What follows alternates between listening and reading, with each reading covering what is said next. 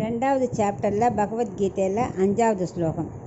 குருன ஹத்வா he மகானுபாவான் ஸ்ரேயோ போக்தும் பைக்ஷமபீஹ லோகே ஹத்வார்த்த காமாஸ்து குரு நிஹைவ புஞ்சீய போகான் ருதிர பிரதிக்தான். இப்போ இந்த ஸ்லோகத்துக்குள்ள அர்த்தத்தை பார்க்கலாம்.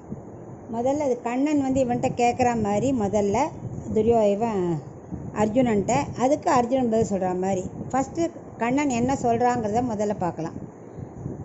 துரியோதனன் மற்றும் அந்த குருக்களை போரிடாமல் நீ விட்டேன்னா உன் வாழ்க்கையை எப்படி நடத்துவ?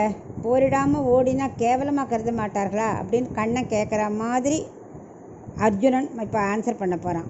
அதற்கு அர்ஜுனன் சொல்கிறானா, குருக்களை கொல்லாமல் இந்த லோகத்தில் பிச்சை எடுத்து வாழ்றது கூட எனக்கு சந்தோஷந்தான். நான் அதை மனப்பூர்வமாக ஏற்றுப்பேன். இவர்களுக்கு ராஜ்யம் ஆள்வதில் ரொம்ப விருப்பம் ஜாஸ்தி. அவர்களது ஆசையை பறிச்சுட்டு நான் ராஜ்யத்தை ஆண்டேனாக்க அவரோட ரத்த சுவடு இருக்கே அது கண்ணில் தோணிகிட்டே இருக்கும். அது எனக்கு மன நிம்மதியை கொடுக்காம மனசோட நிம்மதியே கெடுத்துரும். அதற்கு காட்டிலும் பிச்சை எடுத்தோ காட்டிலோ வாழறது எவ்வளவோ மேல். இந்த லோகத்துலேயும் இவர்களை கொன்ன பாவம் வரும், மற்ற லோகத்துலேயும் பாவம் வரும் அப்படிங்கிறான் அர்ஜுனன். அதுக்கு கண்ணன், க்ஷத்ரியன் போர் புரியாமல் பிச்சை எடுத்தால் பாவம், அது தெரியுமா உனக்கு?